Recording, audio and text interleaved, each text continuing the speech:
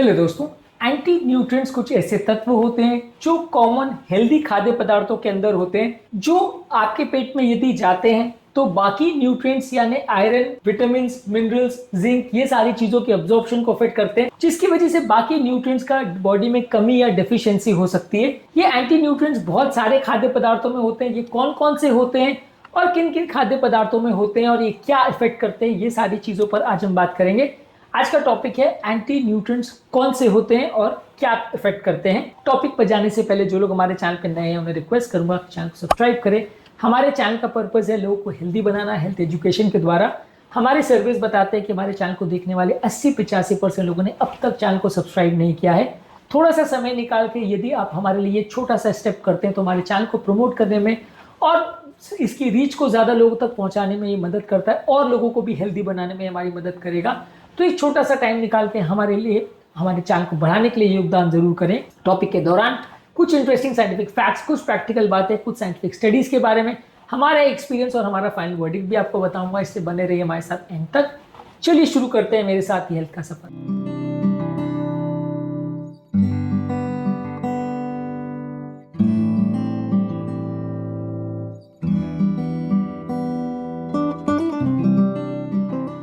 सबसे common anti nutrients legumes जैसे beans, दाल, मटर, छोले, सोयाबीन, ये सारी चीजों में होता है। इसमें एंटीऑक्सीडेंट्स में फाइटेट्स होते हैं।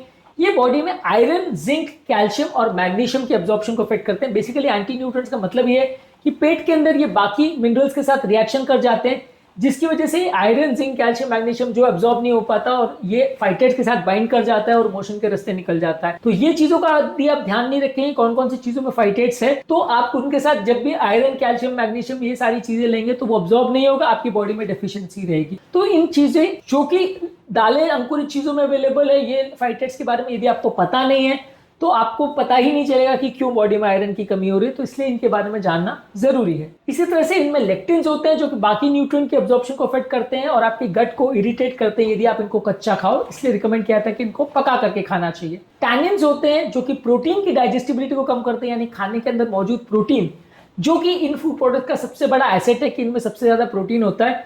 यदि टैनिन्स पर आप ध्यान नहीं देते हो तो टैनिन्स की वजह से प्रोटीन अब्जॉर्ब नहीं हो पाएगा और बॉडी में प्रोटीन की कमी हो जाएगी। इसी तरह से इनमें सैपोनिन्स होते हैं जो कि न्यूट्रिएंट अब्जॉर्प्शन को थोड़ा कम कर सकते हैं। इसको कम करने के लिए आप इसको पूरी रात भर भिगो करके पानी में रखिए और उसको पानी को बाहर निकाल दीजिए। उसके बाद उसको बॉईल करके या प्रेशर कुक करके खाएं तो ज्यादा अच्छा है। कुछ चीजों को फर्मेंटेशन करके या स्प्राउट करके खाएं तो फाइटेट्स और लेक्टिन्स के लेवल्स को कम कर सकता है। फूड प्रोडक्ट्स में एंटी न्यूट्रिएंट्स को कम करने के लिए क्या क्या कर सकते हैं, इसके किचन टिप्स पर हमने एक डिटेल वीडियो किया, इसको जरूर चेकआउट करें। इसके अलावा होल ग्रेन जैसे व्हीट्स, ओट्स, राइस, बार्ली और मिलेट्स में एंटी न्यूट्रिएंट्स होते हैं। इसमें फाइटेट्स होते हैं जो आयरन, जिंक और कैल्शियम के एब्जॉर्प्शन को कम करता है। ऑक्जेलेट होता है जो कैल्शियम बाइंड करता है और किडनी में ऑक्जेलेट की पथरी करवा सकता है।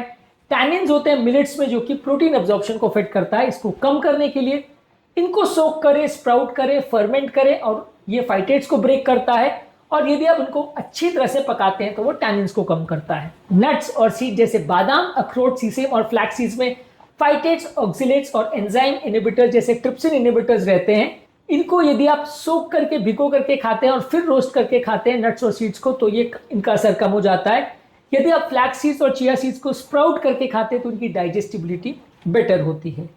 हरी साग सब्जी जैसे पालक, बीट ग्रीन्स और स्विस चार्ड में ऑक्सिलेट्स होते हैं। ये बॉडी के कैल्शियम और मैग्नीशियम को बाइंड करते हैं और उनके एब्जॉर्प्शन को कम करते हैं। इसको कम करने के लिए आप ये सारी चीजों को बॉईल करके खाएं, इससे ऑक्सिलेट्स का इफेक्ट कम हो जाएगा। और ये सारी चीजों को आप कैल्शियम रिच फूड प्रोडक्ट के साथ खाएंगे तो कैल्शियम के साथ ये ऑक्सिलेट्स बाइंड कर जाते हैं और मोशन के रास्ते निकल जाते हैं। इसके अलावा कॉर्न यानी मक्का और सोरगम में फाइटेट्स, टैनिन्स और प्रोटीज इनहिबिटर्स होते हैं। इनको कम करने के लिए आप ये सारी चीजों को लाइम वाटर में यानी कि कैल्शियम हाइड्रोक्साइड में अगर इनको भिगोते हैं और फिर खाते हैं तो ये फाइटेट्स के असर को कम करता है। इनको फर्मेंट करके खाते हैं तो वो टैनिन्स के असर को कम करता है। इसके अलावा ट्यूबर्स जैसे आलू, शकरकंद और कसावा, इसमें ऑक्सिलेट्स होते हैं, ट्रिप्सिन इनहिबिटर्स होते हैं और साइनोजेनिक ग्लाइकोसाइड्स होते हैं, खासकर कसावा में।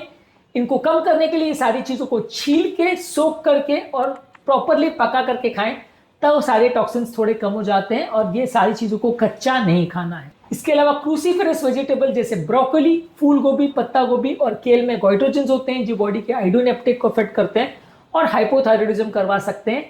इनको कम करने के लिए ये सारे फूड प्रोडक्ट्स को आपको स्टीम करके या कुक करके खाना चाहिए, जिससे गोइट्रोजेंस कम हो जाते हैं, और ज़्यादा मात्रा में आयोडीन खाना चाहिए, जैसे आयोडाइज सॉल्ट, जिससे कि इनका इफेक्ट न्यूट्रलाइज हो जाएगा। इसके अलावा चाय, कॉफी और कोको में होते हैं टैनिन्स यानी पॉलीफिनॉल, जो कि आयरन की एब्जॉर्प्शन को कम करते हैं। खासकर जो प्लांट बेस या वेजिटेरियन सोर्स में आयरन होते हैं उसको ये ज़्यादा अफेक्ट करते हैं, यानी नॉन हीम आयरन को अफेक्ट करते हैं। इसके इफेक्ट को कम करने के लिए आप चाय, कॉफी आयरन वाले फूड प्रोडक्ट के तुरंत बाद नहीं खाएं, एटलीस्ट 2 घंटे का मार्जिन रखें। और आयरन रिच फूड प्रोडक्ट को यदि आप खाते हैं तो उसके साथ नींबू, आंवला या विटामिन सी वाली कोई भी चीज़ें लें तो आयरन का अब्जॉर्प्शन बेटर हो जाएगा। इसके अलावा सोया वाले प्रोडक्ट्स जो हैं, इसमें एंटी न्यूट्रिएंट्स में फाइटेट्स, ट्रिप्सिन इनहिबिटर्स और लेक्टिन्स होते हैं। इनको आप फर्मेंट करके अगर लेते हैं तो ये ज़्यादातर एंटी न्यूट्रिएंट्स कम हो जाते हैं। तो मैं इसको समराइज करूंगा कि लेग्यूम्स यानी दालों में फाइटेट्स और लेक्टिन्स होते हैं। इसको कम करने के लिए सोक करें, बॉईल करें, फर्मेंट करें। होल ग्रेन्स में फाइटेट्स और टैनिन्स होते हैं, इसको स्प्राउट करें और फर्मेंट करें। नट्स और सीड्स में फाइटेट्स और ऑक्जेलेट्स होते हैं, इसको सोक करें और रोस्ट करें। हरी साग सब्जी में ऑक्जेलेट्स होते हैं, इनको बॉईल करें और ब्लैंच करें। क्रूसीफेरस वेजिटेबल्स में गोइट्रोजेंस होते हैं, इनको कुक करें और स्टीम करें। चाय, कॉफी में टैनिन्स होते हैं, इसको आप खाद्य पदार्थों के साथ नहीं खाएं, खासकर आयरन वाली चीजों के साथ। और सोयाबीन में फाइटेट्स और ट्रिप्सिन इनहिबिटर्स होते हैं, इनको फर्मेंट करके खाएंगे तो इनके एंटी न्यूट्रिएंट्स को कम करेगा। आज के टॉपिक में हमने बात करी कि कौन कौन से खाद्य पदार्थों में कौन कौन से तरह के एंटी न्यूट्रिएंट्स होते हैं, या एंटी न्यूट्रिएंट्स आपको कैसे अफेक्ट करते हैं और इनको कम कैसे किया जाता है। इसको डिटेल में हमने अलग वीडियोस में डिस्कस किया है। इस पर 2 अलग वीडियोस हमारे चैनल पर अवेलेबल है, उनको जरूर चेकआउट करिए। यदि आपको एंटी न्यूट्रिएंट्स के बारे में पता था या नहीं पता था, कमेंट सेक्शन में लिखकर हमें बताएं।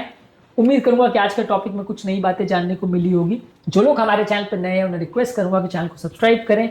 हमारे चैनल का पर्पज है हेल्थ एजुकेशन के द्वारा लोगों को हेल्दी बनाना, और इस मिशन में आप हमारे सहभागी बन सकते हैं चैनल को सब्सक्राइब करके। आपके कमेंट्स हमें जानने में मदद करते हैं कि आपको हमारा कंटेंट कैसा लग रहा है, प्लस हमारे लिए मोटिवेशन और इंस्पिरेशन का भी काम करते हैं। इसलिए वीडियोस को देखते रहिए, शेयर करते रहिए और हेल्थ के सफर में हमारे साथ आगे बढ़ते रहिए।